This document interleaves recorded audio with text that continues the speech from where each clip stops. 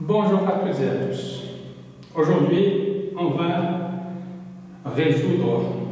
essayer de résoudre l'équation du cinquième degré. Bien, tentative de résolution de l'équation du cinquième degré. Mon histoire avec l'équation du cinquième degré remonte à l'année 1975. J'ai eu mon bac, je me suis inscrit à l'Université des sciences et de la technologie d'Alger. Et, au mois de septembre, dès la rentrée, j'ai acheté ce livre. C'est Bordas, encyclopédie de mathématiques. D'ailleurs, je ne sais même pas pour quelle raison je l'ai acheté. En feuilletant ce livre, je tombe sur une page, la page 589, voilà, où c'est écrit: il est impossible de résoudre algébriquement les équations générales d'un degré supérieur à 4. Ce théorème, dont la démonstration fut améliorée ultérieurement par Lorentz-Zelt en 1845, tire en principe un trait sous l'algèbre classique, considérée comme l'art de résoudre des équations. Ça veut dire qu'il était impossible de trouver une formule algébrique, c'est-à-dire une solution par radicaux-algébrique à toutes les équations qui sont supérieures à 4, qu'elles soient du 5e, du 6e, du 7e degré. Et aussi, je suis tombé sur les courbes, certaines courbes mathématiques. Donc, par exemple, ici, la courbe de Gauss, la cisoïde, etc. J'étais curieux, parce qu'à l'âge de 20 ans, on ne connaît pas trop les mathématiques. Et je reviendrai là-dessus dans les prochaines vidéos sur les courbes algébriques.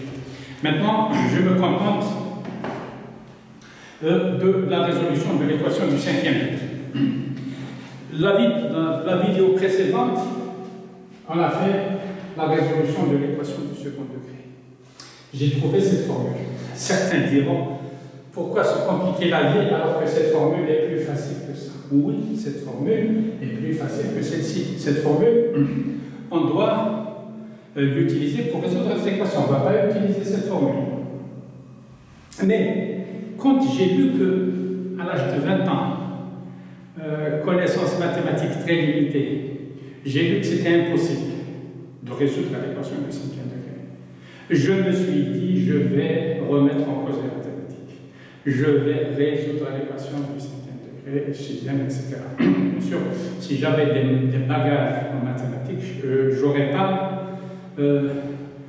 tenté de résoudre ces équations parce que c'est une perte de temps.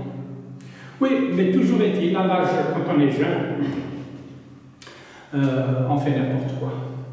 Je commençais à travailler, essayer de résoudre.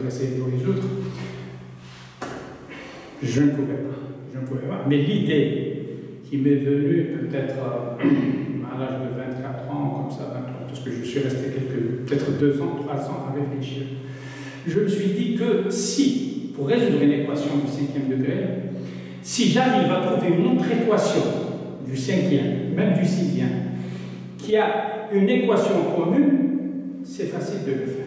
C'est facile de résoudre, mais comment trouver ces équations? Il était presque impossible. Mais toujours, je n'ai pas abandonné. Entre-temps, je fais des recherches sur un nombre premier, et je suis arrivé au polynôme invariant.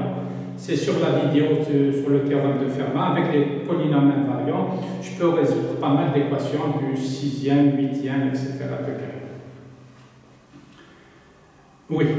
Donc, quand j'ai trouvé cette formule, je l'ai trouvée aux environs de 2003-2004, donc ça fait plus de 15 ans de ça. Qu'est-ce que je fais? Moi, j'ai moins b plus racine de delta égale à 2ax. Donc, b moins racine de delta, c'est 2ax. Donc, x1, 2. Donc, moins b plus ou moins. Avec moins plus, c'est x1, moins, c'est x2. Donc, b, à partir de là, b moins racine de delta, c'est moins 2ax1. Et b plus racine de delta, c'est 2a moins 2ax x2. Je remplace dans x1 dans x2 ici et x2 dans x1, je trouve ces deux équations. Bien sûr, j'ai changé le paramètre alpha, la variable alpha, je mets 1 à sa place. Je trouve ces deux équations. Et ces équations sont vérifiées quel que soit n. Bien sûr, ici, x1, x2, c'est c sur a, x2, c'est c sur 2a, x1. Si je remplace n par 2x plus 1, je peux 2x1 plus 1, pardon. Je peux prendre 2x1 carré plus x1 moins 2. Je peux prendre x1 plus i, un nombre complexe, bien ix2. Je peux prendre cosinus θ x1 plus i, sinus θ x2 plus 3i moins 1, etc. Je peux prendre une équation différentielle, une équation dérivée partielle. Je peux prendre une fonction d'onde, équation de Schrödinger. Je peux prendre ce que je veux. Maintenant, quand je remplace, ici par exemple, mc plus x1 plus 1, je trouve une équation du troisième degré. C'est une équation du troisième degré. Les variables, c'est a, c et racine de delta. J'ai pris 2x1 plus 1. J'aurais pu prendre ax1 plus b pour avoir des variables. Pour pouvoir faire après une identification et résoudre l'équation du troisième degré. Et la solution, une des solutions de cette équation, c'est x1 égale à moins b plus racine de delta sur 2. Ici, j'ai pris 2 et 1. Si j'avais pris alpha, bêta, j'aurais ici des alpha, bêta. C'est-à-dire j'aurais des équations, quel que soit le alpha, bêta, elles ont la même solution. x1, c'est moins b2. J'aurais pu prendre alpha x1 plus bêta x2 plus oméga, ou bien plus gamma. Donc j'aurais 3 variables. Donc ici, j'aurai 3 variables, même si je fais varier les variables, je garde A, C, delta, A, c'est les mêmes. Hein. Donc j'aurai des équations, une infinité d'équations qui ont la même racine x1 égale à moins b plus racine de delta. Voilà. Maintenant, comment je vais résoudre l'équation du système de degré? Je vais prendre pour la valeur de n, je vais prendre pour la valeur de n alpha x1 carré, alpha x1 cubique plus bêta x1 carré plus gamma x1 plus oméga plus θ x2. Je remplace n par cette valeur. Voici la démonstration. Oui, voilà. Donc, on a remplacé n par alpha x1 au cube plus bêta x1 carré plus gamma x1 plus petit delta x1 plus oméga plus θ égale θ x2 égale à 0. Donc, en remplaçant, je vais obtenir une équation du sixième degré. Et cette équation du sixième degré, elle a une racine x1 égale à moins b plus racine de delta. Une des racines, c'est moins b plus racine de delta sur 2a. Qu'est-ce que je vais faire? Quel que soit alpha, bêta, petit delta, θ et oméga, la solution toujours c'est x1 égale à moins b plus racine de delta sur. Donc je vais prendre deux équations avec a, b racine de delta alpha, après bêta 1, bêta 2, delta 1, delta 2, etc.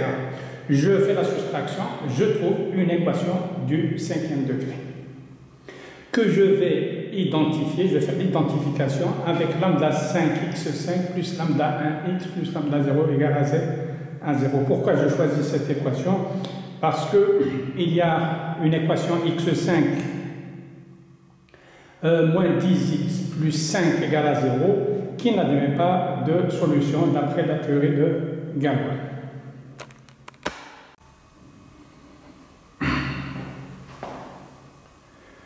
Voilà, on fait l'identification.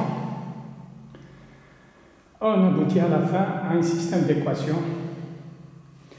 Moins A lambda 5 C3 moins lambda 1 3C plus lambda 0 à 3 racine de delta moins lambda 5 C carré delta égale à 0 et moins lambda 5 C3 racine de delta moins lambda 0 à 3C plus lambda 1 A au carré C racine de delta moins lambda 0 à 0 delta égale à 0. On a un système de deux équations à trois inconnus qui sont A, C et racine de delta. Pour faciliter le calcul, je vais faire un changement de variable. Je prends A égale X, C égale Y et racine de delta égale Z.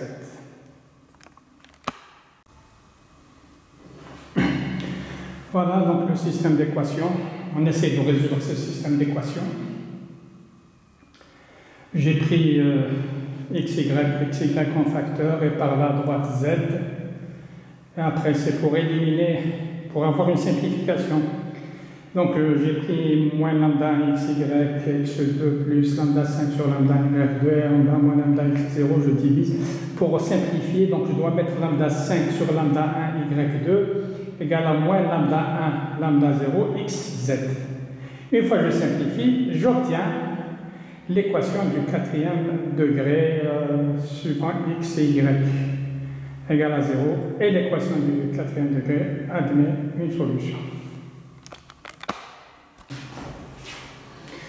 Donc, j'ai pris l'équation lambda 5x5 plus lambda 1x plus lambda 0 égale 0. Pour quelle raison? Parce que j'ai mis en général sous la forme de cette équation x5 moins 10x plus 5 égale à 0 n'admet pas de solution selon la théorie de Galois. Donc, j'ai pris en général la forme générale de cette équation lambda 5x5, lambda 1x, lambda 0. Donc, le m qui est une variable, un corps étranger à l'équation, je l'ai utilisé pour aboutir à la résolution de l'équation du quatrième degré. Donc le m là, c'est un virus, à peu près, c'est un virus. Et l'équation ici, x4, y4, etc. Donc il suffit, parce que j'ai fait un changement de variable, il suffit de prendre une valeur pour y. Si je prends une valeur pour y égale 1 par exemple, si y égale 1, j'aurai lambda 0 carré, lambda 1 carré, x4, plus là,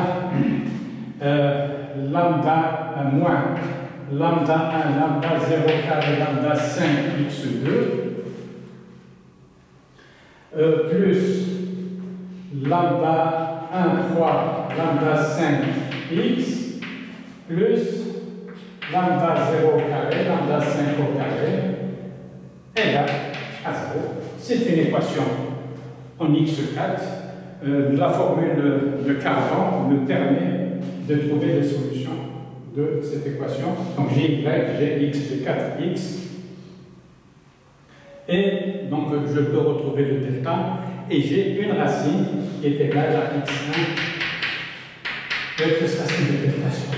Donc le problème ici, normalement, parce que ça c'est un travail de machine, je ne peux pas le faire à la main, un travail de machine, est-ce que, quel que soit y, je vais trouver juste ça? Parce qu'une fois que je trouve x1, c'est une équation en x5, je fais une division euclidienne, je trouverai une équation en x4 et je peux trouver les solutions de l'équation du 5e degré dans le cas où je n'ai pas commis d'erreur dans ma démonstration. Tout est possible. Voilà. Donc la suite, c'est les calculs, c'est la machine qui va nous donner la suite. Pour l'instant, je me contente de ça. Mais normalement, théoriquement, logiquement, l'équation, j'ai trouvé les solutions de l'équation normalement. Point d'interrogation. Donc j'arrive ici. Donc ici même, je peux utiliser le calcul pseudo-différentiel. D'ailleurs, je reviendrai aux équations diophantiennes, parce que je n'ai pas terminé le travail. Comment factoriser un polynôme, résoudre les équations diophantiennes de 3 inconnus, 4 inconnus, second degré, troisième, etc. Je reviendrai après. je pense, j'espère,